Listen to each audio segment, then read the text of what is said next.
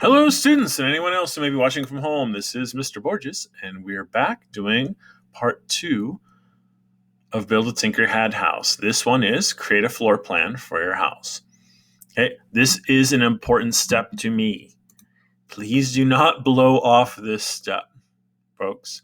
I will send you back. You will not receive your points. Right? This is an important step. Okay, I hope everybody gets what I'm saying.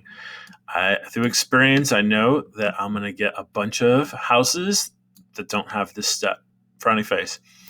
Okay, so in this lesson, you'll learn how architects create floor plans to build houses.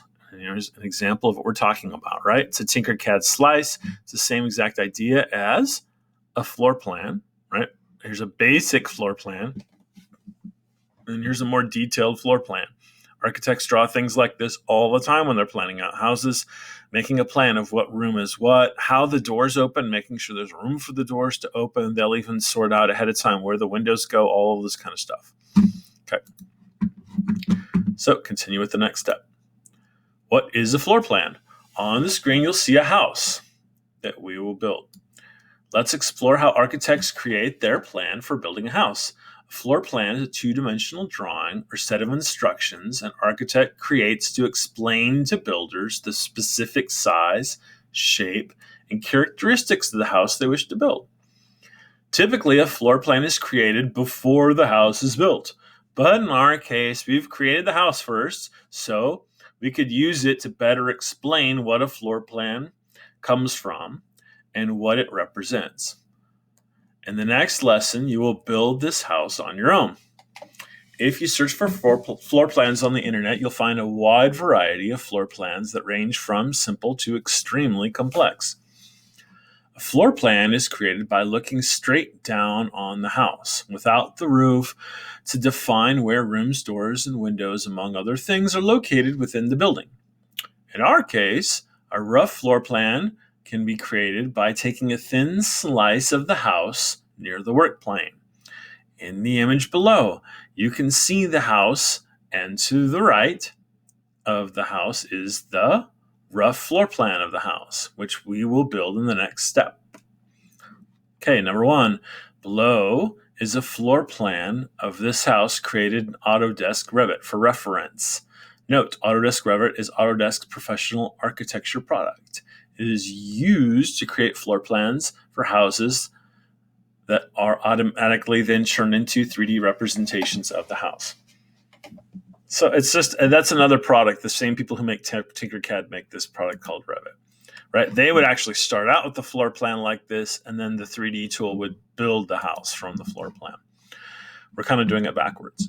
But it's because we're learning about floor plans. They want you to understand where that drawing comes from and how it works. So continue on to the next step. We're going to create a floor plan slice in TinkerCAD, right? Just like the picture. Your project should look like this picture when you're done. Over here is the house that we've built. Over here is a slice near the work plane. It's just the very bottom of the house, but it does show the shape of all the walls and the layout of how this house is built. So we're going to start by duplicating the house that you just created by selecting the house and then selecting duplicate from the menu bar. So we're going to select the house, and then we're going to pick duplicate from the menu bar. Okay, there you go. So now we have 2 houses. We're going to move a copy of the house to the side, and we will use it to compare the floor plan slice to the 3D house so that we can see them both. Okay. We're going to place a box on the work plane. We're going to make size it. There's a typo in here in the instructions. We're going to size it to be 50 millimeters long, 30 millimeters wide, and 50 millimeters tall. Okay, so I'm going to get the box out. But it says here, note, the dimensions above do not need to be exact. That's not the point. The box only needs to be large enough to completely and totally cover the entire house. So to help prove that right, and it says if it were 100 millimeters long and 50 millimeters wide and 100 millimeters tall, we would still meet the requirements for this action. In other words, it doesn't matter. The 50, 30, 50 right here is not the point. The point is, if I select the box and grab the scale handle here, I need to make a box that's bigger than the house.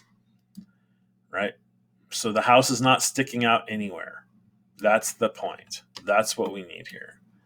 Box is completely covering the whole entire house.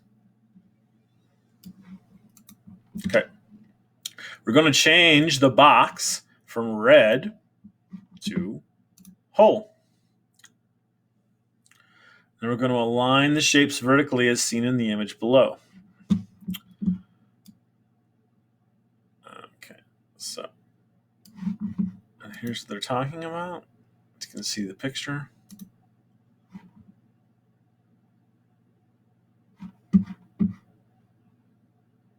Align the shapes vertically as shown. Then we're going to set the snap grid found in the lower corner of the screen to 0.25 millimeters. 0.25 millimeters. There we go. Then we're going to use the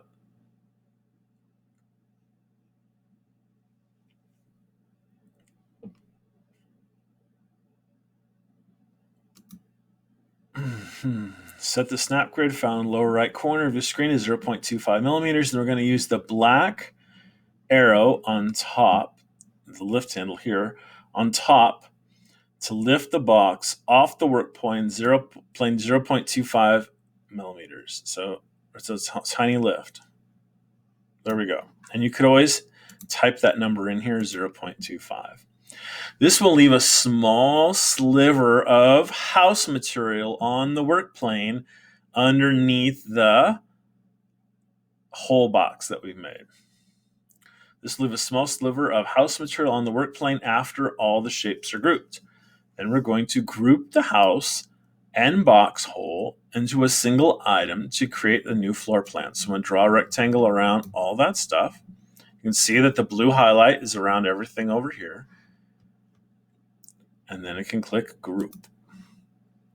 Right? What's going to happen then is the giant box hole wipes out almost the whole house, except for that little sliver, the 0.25 millimeters that was most close to the work plane, is all that's left. So now I have a house. I made a copy of the house. I made a giant box that covered the whole house, turned it to a hole, lifted it a 1/4 millimeter, and grouped it. And so now I have a floor plan of my house. This is the step that you will do when you build your own house, when you're 100% finished building your own house. I want you to then make a copy of your house. In part 3, you'll build your own house. And then I want you to make a copy of your house and then do these same steps to make a floor plan of your house. Okay, so that's it for this step. I'm going to continue on now where it says make it your own. And I'm not making a separate video for that because I can't show you how to make your house your own. But what I can tell you is I want you to make your own interesting house. So this floor plan is a leftover. This floor plan right here is a leftover from the last project. Right? This house is a leftover from the last project. You can start with this if you want to. You can start with that if you want to. But you can also build a completely new house. That's what I want you to do.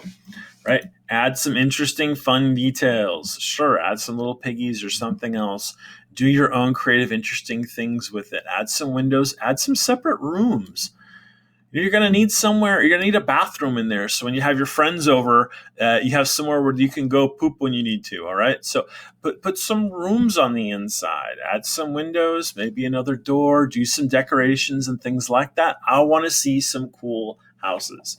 So it's definitely part of your grade, right? So that I don't get too bored when I'm filling in the grade book. The cooler you make your house, the few extra more points that I'm going to give you, right? So it's your chance to show off a little bit some of the things you've been learning how to do in TinkerCAD.